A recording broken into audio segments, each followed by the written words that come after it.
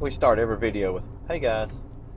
We're having problems with our camera this morning because there is a huge sun glare that was in the last video, so I propped up a little shade up there, and now the whole video is dark. So I'm going to move that and see what happens. All right, we'll just see the camera adjusting. Look at that. The sophistication of today's technology. We're going to talk with you just a little bit this morning about foundational work for a marriage, and I'm going to let my wife start this video. Oh. Okay. Well, I think our last video was on the things that we need to know, that we need to discuss and know before we get married. And we just mentioned a few because it's just the time flies by. So we just mentioned a few, and there's many more. And we may do more of those videos in the future. But we talked about that. And so to add to that, to kind of go into this topic, we wanted to talk about, so say you've said I do. Say you did all of those things. Hopefully you did. And you had your premarital counseling and you found the right person and they're healthy and you're healthy and you said I do. What happens after that? And so getting into the honeymoon phase and what happens when that's over. We're going to talk about that?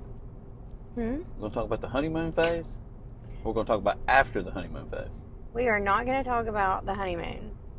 We are going to talk about after the honeymoon. And we're going to talk about, this will not be a very popular topic at all, I'm sure, with everybody. That's why I'm letting you do all the talking. Yeah, I figured. We're going to talk about just the backwardness of society today, that we spend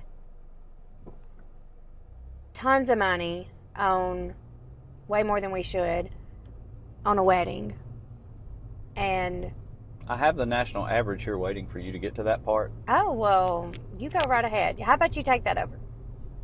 The national average cost of a wedding, that's it, just the wedding. Not getting ready for the wedding, not the dating period before the wedding, just the wedding. $29,000. Oh, wow. Wow. And that's not the, and I know, is it the thing? I know this has changed now, but y'all can leave some comments and please subscribe. That's the national average. Please subscribe. In big cities in our country, most major cities, it's $35,000 and above. Wow. That's just mind-blowing. Well, no, it's not. It's not really mind-blowing. I would have, and then by the time you take the honeymoon, and that's what I was going to say as far as what is the rules now, because it has changed as far as what parents provide what. Is it the wife's family? Didn't it used to be the wife's family paid for the wedding? The husband's family paid for the rehearsal, dinner, and then the honeymoon, or the wife, or something like that. I don't know if the crazy rules. I don't know who in the world even made up these rules. The same people who made the rules about each year, your anniversary, you're supposed to get wood and aluminum and glass and diamonds and gold and all that stuff. These are well-established rules for society. Did you not know that in culture there's supposed to be rules? Yeah. Watch that guy. He don't see you. No, he sees you. So. Yeah.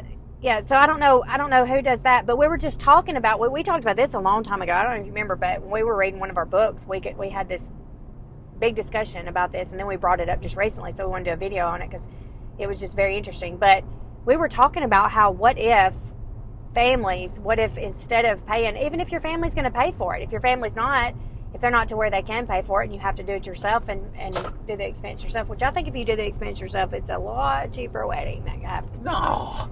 You wouldn't go get a signature loan for a $35,000 wedding if you had to pay for it all on your own?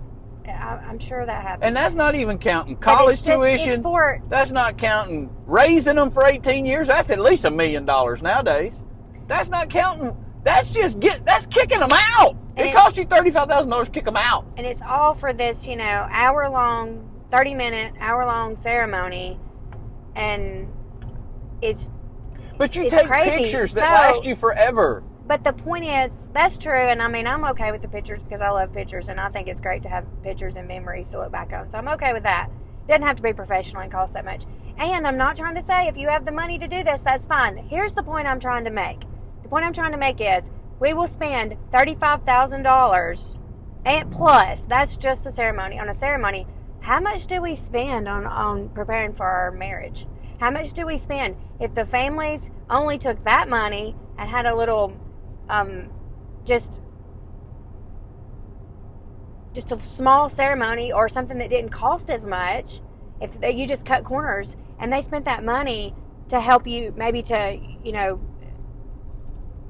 here's the kicker. Here's how this counseling works. For to, you know, to go talk to somebody about premarital counseling, or even when you get married, to save that money for after the honeymoon stage is over, because that's when it hits.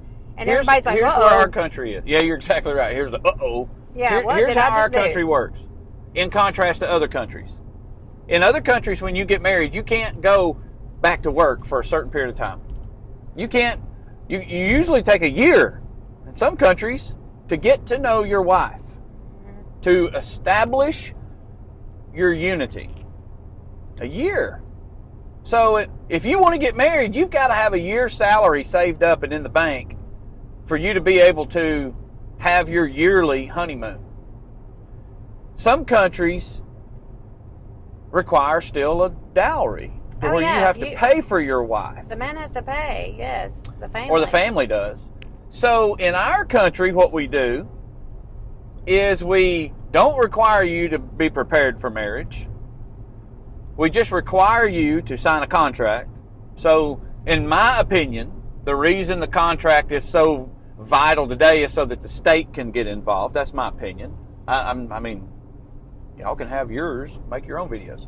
But this is where we in our country do not care about marriage and its longevity. We care about business. Right, and there's... Even our court system is set up as business. It's under maritime law, which is 100% nothing but trade. It's business. But, you know, getting back to what I was saying, we don't have but a few minutes left. This is going to be a really short video.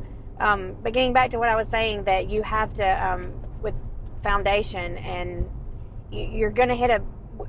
We have a book called Marriage Arc, and it's a really good book. And it uses Noah as an example, and it's really good. And we want to talk about that. We want to get into that in another video and talk about the foundation of your marriage, and because that's huge to have a foundation. I mean, you can't do anything. Well, just like the song, I love that song Bones. I think it's called Bones. That says when the bones are good. When the bones are good. That the house won't. How does it go? I don't know. You're the music expert. I sing it all the time. But talking about it's about the foundation, and I love it. It's great. Well, in your foundation of your marriage. Go ahead. No, go ahead. A tissue box is the same size as a brick. It's the same size. But are your foundations for your marriages, are they built on bricks or tissue boxes? If you mortar together a bunch of tissue boxes, I'm sure it could hold a certain amount of weight. Haven't done this yet. Maybe we should. And then see how much weight it takes. Maybe it's a year.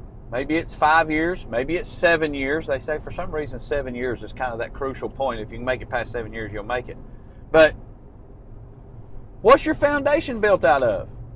Is it built out of tissue boxes?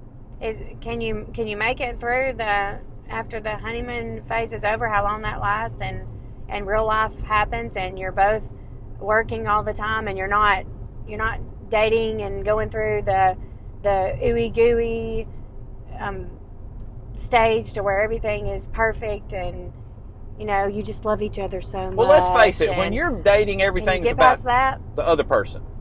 Mm-hmm. I need to take them to a date. I need to take them to dinner. I need to get them flowers. I need to buy them this. I need to show them that. I need to. You're really emphasizing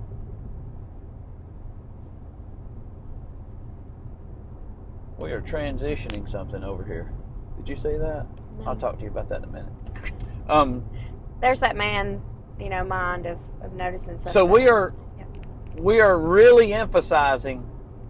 You got about 1 minute. I need to do something. Huh? I got about 1 minute. I need to do something for you in the dating phase, and then once we get married, it's you need to do something for me. That is so true. And it's so true. And the man, well, I got her now. She said I do, so I don't have to try anymore. Well, and quit some trying. men do. Some men do. You may quit trying as her husband, but that don't mean all these other men's gonna quit trying. That's true. Get you some of that. Get you some of that. That is true. So. But we will talk more about the book and foundation, because that's huge. Tissue boxes or bricks? What's in your foundation?